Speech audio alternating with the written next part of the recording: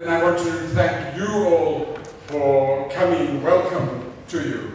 To Charles, we look forward to hearing what you have to say to us, as I believe God is green, very green. And I could even add that I think she is deep.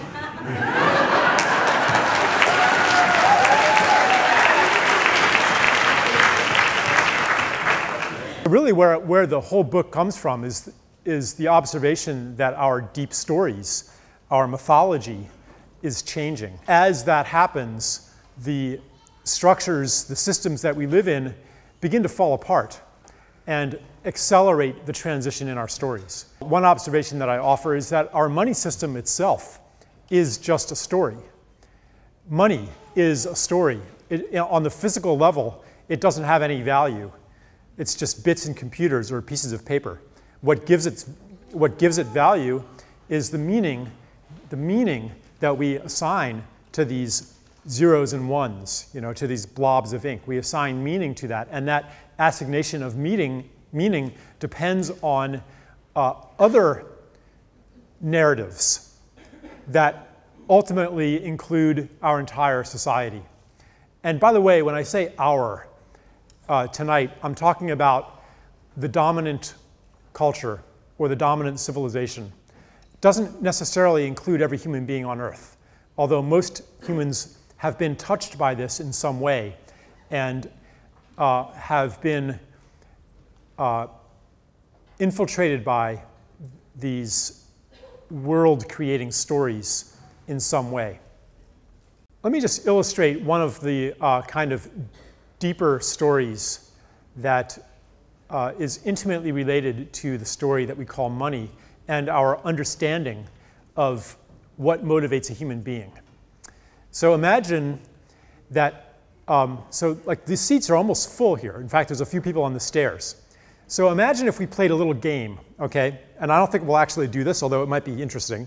But the game would be that everybody comes to the front, okay? Including everybody on the stairs and maybe, I don't know, the people down there.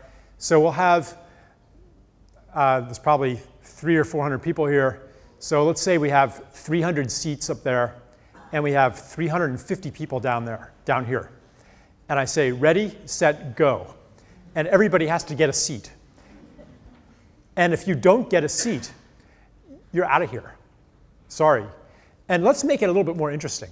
Let's say if you don't get a seat, then you also lose your home. Your children might go to bed hungry half the time. So you better get a seat. It's really important. So what's going to happen? Well, there's probably going to be a lot of pushing and shoving and elbows. And who's going to get the seats? The strongest people will get the seats. The fastest people will get the seats. And the luckiest.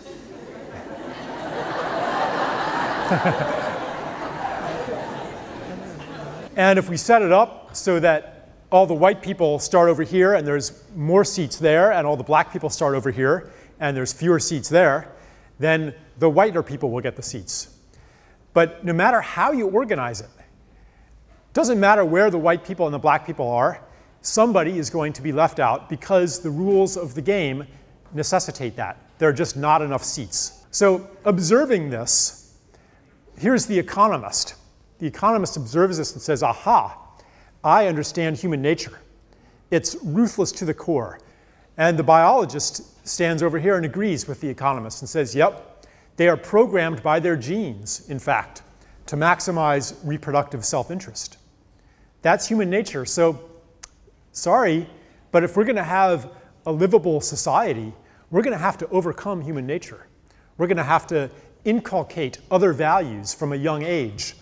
We're going to have to penalize extreme pursuit of self-interest by, say, robbing and killing other people. We're going to have to make that no longer in your self-interest by having these penalties.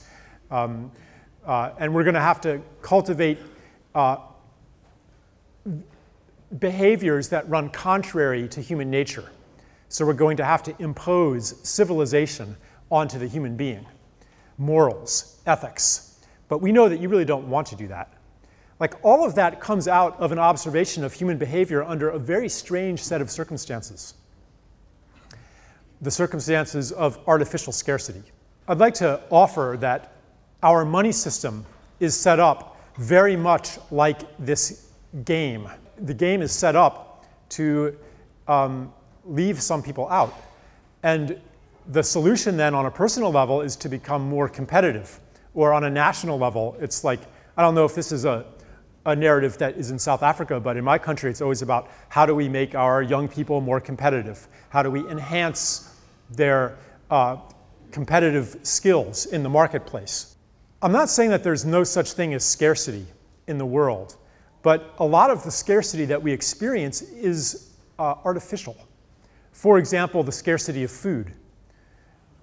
The developed world wastes enough food to feed every hungry person on Earth.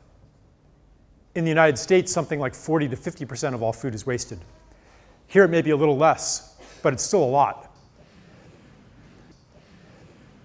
The largest irrigated crop in America is lawn grass. And I've noticed that it's a popular crop here as well. So why should money be scarce? Money could be created in unlimited quantities, theoretically. It's just zeros and ones. Well, I'm going to simplify a rather complicated story here, but the reason that it's scarce has to do in large part because of how it's produced, which is as interest-bearing debt. The central bank buys securities, treasury bonds, or something like that, creating money as it does so, and then acquiring these government bonds as part of its balance sheet. Now, these government bonds bear interest. So if the central bank purchases, say, 1 billion rand of bonds, then it has an asset that it will eventually sell for maybe 1.5 billion rand, because it's an interest-bearing security. So it's created 1 billion, but 1.5 billion is going to be needed eventually to essentially pay back this debit instrument. The banking system as a whole creates money by lending it, writes a number into your account balance, and you have the money.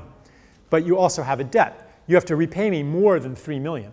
So let's just simplify things and say, I am the bank, or I'm the banking system, and I lend every single person in this room 3 million. Every single one of you gets 3 million. And every single one of you owes me 6 million because of interest over 10 years, okay? Everyone has 3 million, everyone owes me 6 million. Do you see a problem here? Do you see how this is like that game of not enough chairs? If this were the only part of the story, half of you would have to go bankrupt. But that might not be you, because you guys are smart and hardworking and lucky and white. So you're going to earn not just 3 million, not just 6 million, but 10 million, 20 million by selling things to everybody else in this room. And then you're going to pay me back, and you're going to be rich yourself. But everybody can't do that. It's mathematically impossible. So half of you will have to go bankrupt. But that doesn't actually happen. What happens after 10 years, most of you actually do pay me back 6 million each. How is that possible? It's because in the interim, I've lent even more money into existence. But that new money comes with even more debt. But that's okay, because by the time that comes due, I will have lent even more money into existence. So the system works as long as it continues to grow. So who do I lend money to? Well, you have to come to me with a good business plan that says, I'm going to create things and sell them to everybody else. I'm going to create a coal mine and mine the coal and sell it, or a strip mine, or I'm going to have a fishing trawler and catch fish, or maybe I'll find a place where everybody is pretty self-sufficient. And you take away those skills and those habits of mutual care and mutual aid, and you take away their systems of identity. You take away their sense of self by dismantling their myths, perhaps, which can happen through very benign seeming activities, like you build a school there, you build a hospital. You know, what could be wrong with that? Until the kids go to school and forget how to take care of the animals, forget, you know, no longer learn the local skills of self-sufficiency, and they disbelieve the local customs and the local stories that say, here's the way that the world works, here's what's important, here's what's valuable, and here's who you are. You remove those things, and you create a cultural void where people are hungry for, well, once their identity has been dismantled, they're hungry for identity. They're hungry for the right sneaker. They're hungry for the right brand. They're hungry for status. They're hungry for power. They're hungry for security, because security in a traditional setting comes from people taking care of each other. You know, because you've seen it your whole life, that whoever is in need will be taken care of, and that whoever is generous will receive generosity too. So you don't need to hold on to things anymore. You feel secure. You feel like you belong in the world. And when that is taken away, the substitute that we're offered for that deep kind of security and belongingness is money, which gives us kind of a conditional security, financial security we call it. But it's only as secure as the financial system is, and as our own money is. And really, it's a source of endless anxiety, because that money could disappear like that, and almost did in 2008, and could very well disappear again. And then you're left with nothing. Or you could lose your investments. They could, you know, something, or you could get robbed or cheated of your money somehow. So you always need more of it. You know, how much money is enough to prevent any possible tragedy from happening to you? No amount is enough.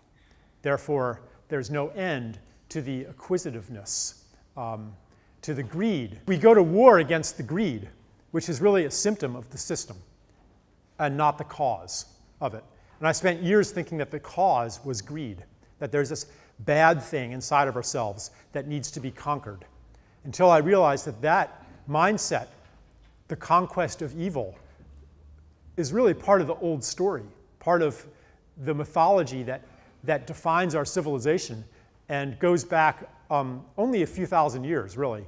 The concept of evil was invented with the domestication of the wild, where evil was chaos and the wild, and good was the domestic realm, and progress came in bringing more and more of the wild into the domestic realm and conquering the other.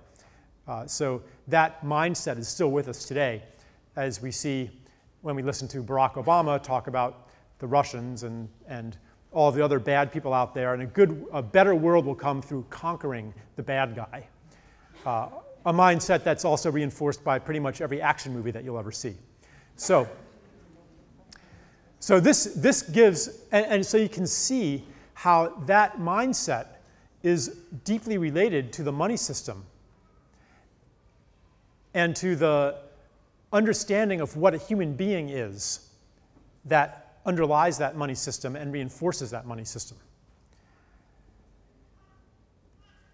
In our system, it sure does seem like we are a bunch of separate, competing selves in a world of other, surrounded by competitors. And more for you is less for me.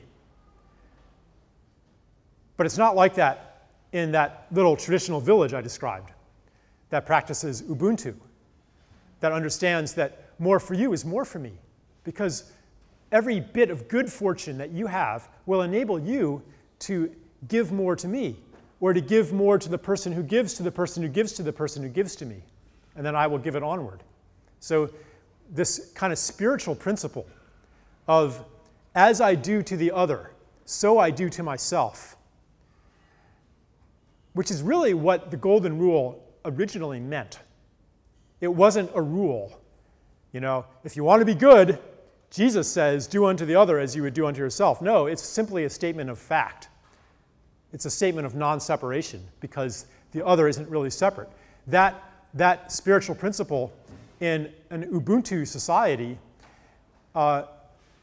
makes economic sense. It conforms to everyday reality. Those who are generous and who give a lot, they receive a lot too. And everybody takes care of each other. And your well-being, if somebody else is sick, then you're sick too. You say, my village is sick. You don't say, he's sick, but I'm fine. His illness is my illness. So the spiritual principle does not conflict with lived reality as it does in our society.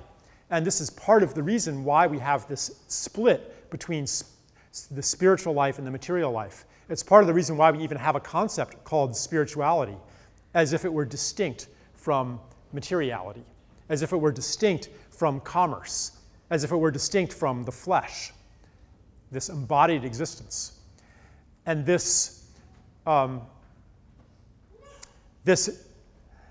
division of reality into the material and the spiritual has been a poison to the planet, because we treat the planet as if it were not sacred, as if it were just a bunch of stuff.